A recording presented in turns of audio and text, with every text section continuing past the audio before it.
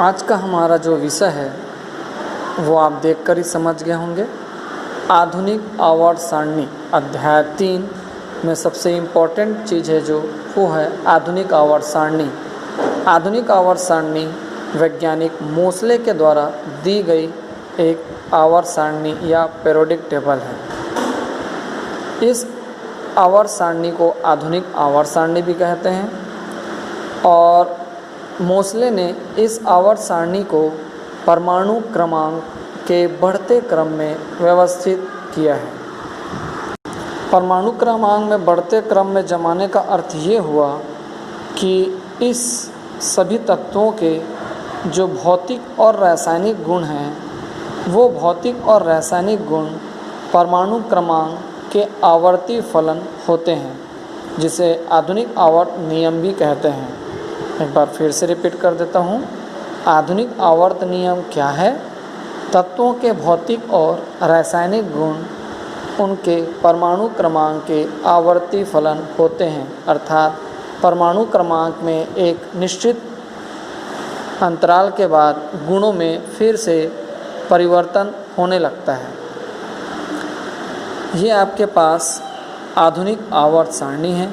आधुनिक आवर्त सारणी को देखकर आप जान सकते हैं कि आधुनिक आवर्त सारणी कुल 1 से लेकर 18 खड़ी लाइनों मतलब वर्गों में विभाजित की गई है।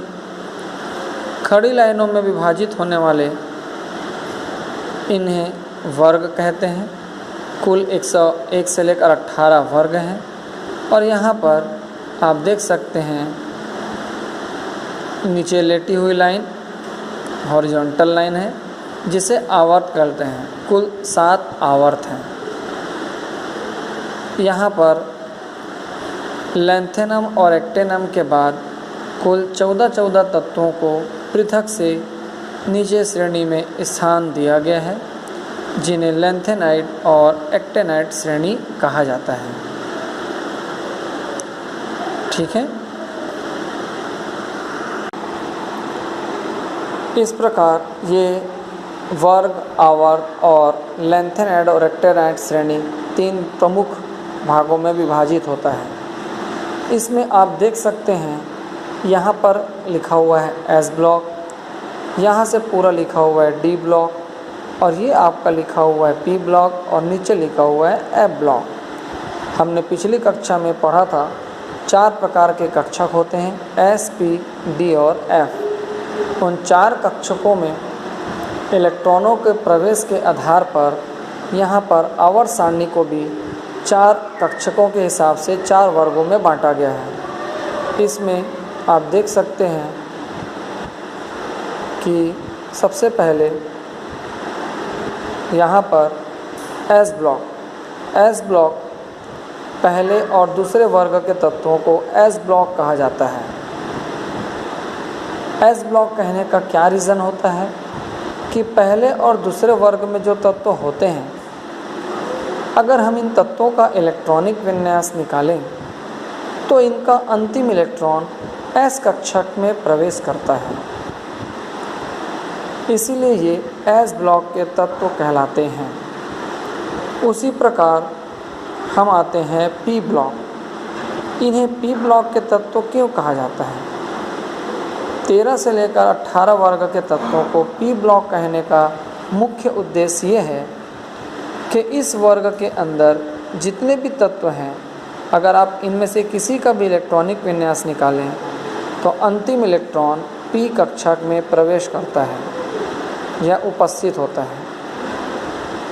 उसी प्रकार ये आपका डी ब्लॉक है।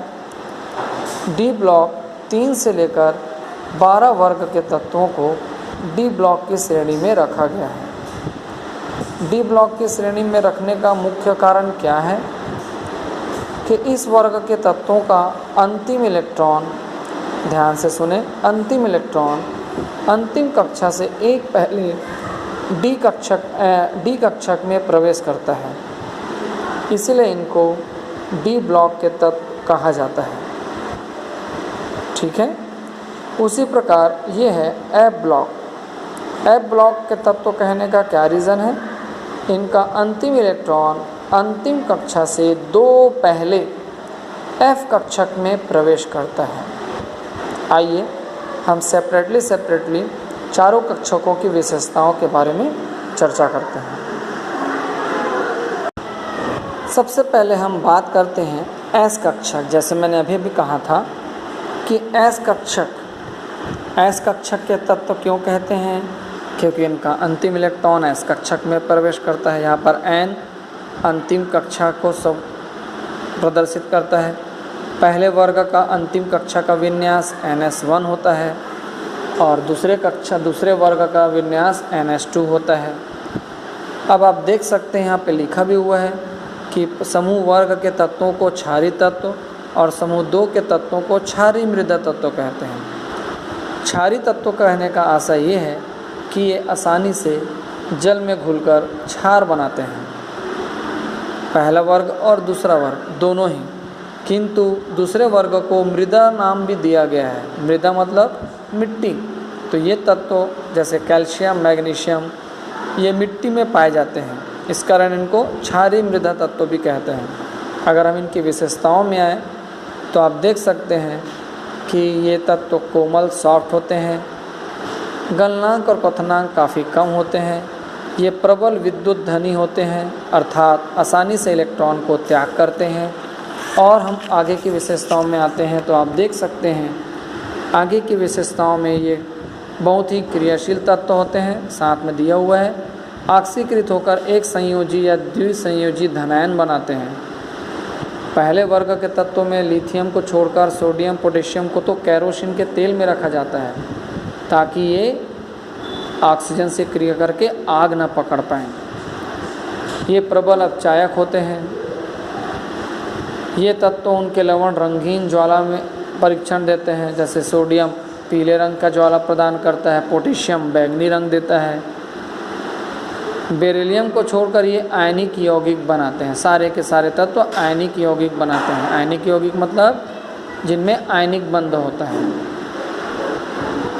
ठीक उसी प्रकार से ये हमारा अगला पी ब्लॉक के तत्व अगर हम बात करें तो पी ब्लॉक के तत्व किसे कहते हैं हमने पहले ही बात कर लिया है। यहाँ पर देख सकते हैं क्लोरीन का इलेक्ट्रॉनिक विन्यास दिया गया है।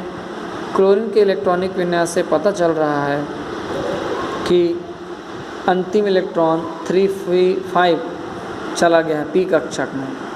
अब हम इस तत्व की विशेषताओं के बारे में आते हैं। सामान्य लक्षण में पहला है कि इस वर्ग में मतलब 13 से लेकर 12 वर्ग में धातु अधातु दोनों होते हैं। साथ ही इसमें नहीं लिखा गया है उपधातु भी होते हैं, सिलिकॉन और जर्मेनियम। हाँ, अगली बात आयनन ऊर्जा और इलेक्ट्रॉन बंधुता अभी हमने नहीं पढ़ा है तो इसके बारे में हम चर्चा बाद में करेंगे। तीसरी विशेषताएं सहसंयोजी यौगिक बनाते हैं, मतलब जिनमें इलेक्ट्रॉनों का साझा होता है उस प्रकार के यौगिक बनाते हैं। एक से अधिक प्रकार की ऑक्सीकरण अवस्था दर्शाते हैं, मतलब ये एक इलेक्ट्रॉन दान भी कर सकते हैं, ग्रहण भी कर सकते हैं, 2 इलेक्ट्रॉन ग्रहण कर सकते हैं, 3 इलेक्ट्रॉन ग्रहण कर सकते हैं। ठीक है। 5वां सवाल, ये अपचयित होने की प्रवृत्ति रखते हैं।